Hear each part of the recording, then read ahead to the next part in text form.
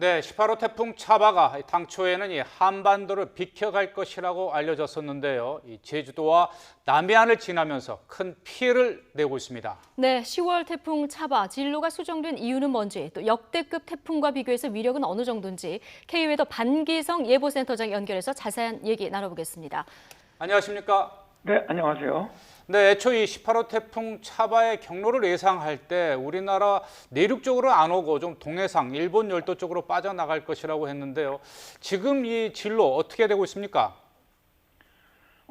지금 이 시간 그 차바가 부산 앞쪽 바다로 진출하고 있죠, 동쪽으로. 원래 그 말씀하신 것처럼 이제 이게 제주 먼 남쪽 바다를 통해서 일본 규슈 쪽으로 진행을 하면서 우리나라는 뭐 거의 간접적인 영향만 있을 것으로 예상을 했습니다. 그러나 이제 태풍이 어제 이제 진로가 좀 바뀌었죠. 이게 원래 예상했던 것보다 이제 북태평양 고기압이 제주도 쪽으로 좀 확장을 해왔습니다. 네. 이 태풍은 이제 북태평양 고기압 그 가장자리를 따라 이동을 하는데 이 북태평양 고기압 가장자리가 이제 제주도 쪽까지 확장을 하다 보니까 이 태풍이 고기압 쪽으로 들어가지를 못하고 제주 쪽으로 올라왔고 그래서 남해안 쪽까지 북상하게 된 것이죠. 네. 자, 센터장님, 그럼 이제 태풍 차바의 최대 고비는 거의 지나가고 있다 이렇게 봐도 될까요? 네, 뭐 그렇게 보셔도 될 것 같습니다. 일단 네. 가장 심했던 시간은 일단 지나갔고요. 예. 이제 이후 시간은 아직까지 태풍의 후 이런 어떤 피해는 있겠지만은 예. 가장 강력한 그 고비는 넘어간 것으로 판단이 됩니다. 예. 네. 자, 그렇다면 완전히 태풍 차바가 소멸됐다 이렇게 판단할 수 있는 시각은 언제쯤이 될까요? 일단 오늘 밤 정도까지 울릉도, 독도까지는 영향을 받겠고요. 내일 새벽이 되면은 일본 동해 쪽으로 빠져나가면서 완전히 소멸할 것으로 그렇게 예상을 하고 있습니다. 예. 자, 반 센터장님, 이번에 그 태풍 차바 크기는 작지만 바람 세기가 역대급인 걸로 이렇게 전해지고 있는데요. 제주 백록담에 뭐 초속 60m 가까운 바람이 불지 않았습니까? 이 정도면은 어느 정도 강력한 건지 좀 비교해서 쉽게 설명이 가능할까요? 이게 이제 기상청에서 이 태풍 바람에 따른 피해 나온 게 60m는 없습니다. 아, 네. 40m 정도면 사람은 물론 커다란 바위가 날아간다. 예. 초속 50m가 되면 콘크리트로 만든 집도 붕괴할 정도다. 근데 이제 60m는 없거든요. 네. 사실 이 정도 태풍이 거의 없기 때문에 그런데 네. 우리나라가 한 번 예는 있었습니다. 2003년 그 태풍 매미가 부산으로 상륙을 했을 때 아, 매미 순간 때요. 최대 풍속이 초속 60m가 불었습니다. 예. 이때 부산 신항만 있는 골리앗 크레인이 다 무너졌죠, 당시에. 그러니까 뭐 그게 이제 아주 적절한 예가 될 것 같은데. 네. 네. 골리앗 크레인이 무너질 정도. 예. 네네. 그때 왜 이 항만에서 이 컨테이너를 갖다 들고 내리는 거 있지 않습니까? 아주 강력한 그 구조물이 다 무너졌었습니다, 그때. 아, 네. 그렇군요. 그러니까 상당히 강력하다고 보시면 되겠습니다. 네. 자, 이렇게 이 바람뿐만이 아니라 비의 양도 이 역대급 수준에 달하고 있는 태풍 차바.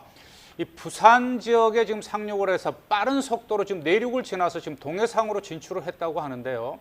이게 내륙에 상륙했을 때하고 또 이렇게 해안으로 그냥 스쳐 지나가는 것과 이 피해 비교를 하면 어떻습니까? 지금 어떤 걸 우려해야 될까요? 이 부산 지역.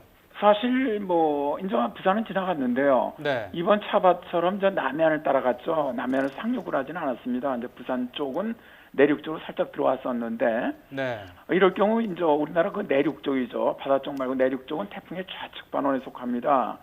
좌측 반원일 경우에는 우측일 때보다 이 바람도 약하고 비도 덜 내려요. 네. 그러나 일단 태풍이 이제 남해안 쪽으로 상륙을 하게 되면은 상륙 지점이 우측 내륙은 우측 반원이 들어가거든요. 그런데 이런 지역들은 좌측보다 바람의 경우 최대한 30% 정도 더 강합니다. 그러니까 피해가 실제로 상륙을 하면은 훨씬 더 커지거든요. 그래서 네. 이번에는 사실 상륙하지 않고 그대로 남해안을 따라서 진행해 나가면서 부산 쪽에만 걸렸거든요. 그러니까 실제로 진로상으로 본다면 피해는 더 적었다고 볼 수가 있습니다.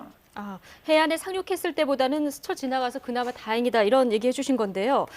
전국적으로 이렇게 단풍이 들기 시작하는 10월에 태풍이 찾아오는 거 극히 드문 경우라고 하는데 이게 10년에 한 번 꼴이라면서요? 네, 그렇습니다. 우리나라 그 태풍 통계를 보면은 우리나라에 영향을 주는 태풍입니다. 10년에 한 개 정도 영향을 주는데 이제 최근에 2013년에 다나스가 영향을 줬었죠. 저희들이 볼 때는 이제 지구 온난화로 인해서 해수 온도가 상승을 하면서 태풍이 발생하는 시기나 또 우리나라에 영향을 주는 시기가 점차 늦어지지 않겠느냐. 예. 그러니까 앞으로는 이 기후 변화로 인해서 태풍이 지금보다 더 늦은 시기에 우리나라에 올라올 가능성이 있다고 봅니다. 아, 더 늦은 시기에 올 가능성도 있다. 이렇게 보시는 거군요. 네, 그래 앞으로는 그럴 가능성이 높다고 봅니다. 예. 네. 자, 그런데 이번에는 이제 3년 만에 온 것 아니겠습니까? 네네. 이렇게 이제 가을 태풍이 최근에는 그러니까 10월 태풍이죠. 이런 게 좀 잦아지는 경향 어떤 이유 때문인가요? 아무래도 이 지구 온난화의 영향이라고 생각을 합니다. 이 태풍이 발생하려면 해수 온도가 높아야 되거든요. 27도 이상이 돼야 되는데 이러한 그 해수 온도가 지금 계속 그 지구 온난화 영향으로 상승하고 있거든요. 네. 또 여기다 이제 우리나라 주변 해역의 그 해수 온도도 계속 올라가고 있고 또 이제 북태평양 고기압 같은 것이 예년 같으면 이제 10월이면 많이 수축해서 남쪽으로 내려가줘야 되는데 우리 같은 경우는 이게 확장하면서 제주도 인대까지 올라와 있거든요. 근데 이런 것들이 지구 온난화로 인한 기후 변화로 기온이 더 상승한다면 결국 북태평양 고기압이 예년 평년보다는 더 올라올 가능성이 있거든요. 따라서 이 태풍도 한번 발생하기도 더 늦은 시기까지도 발생할 가능성도 높고 일단 네. 발생한다면 우리나라로 올라올 가능성도 높다고 보는 것이죠. 네. 그렇다면은 앞으로 그 가을 태풍이 더 올 가능성도 있다. 이렇게 생각을 하고 있어야 될까요? 그럼요. 네. 앞으로 태풍이 영향을 주는 시기가 더 늦어지고 또 그렇게 될 가능성이니까 늦가을에도 올 가능성이 있다고 보시는 것이 맞다고 생각을 합니다. 네, 네. 알겠습니다. 지금까지 K웨더 반기성 예보센터장이었습니다. 오늘 말씀 고맙습니다. 네, 감사합니다.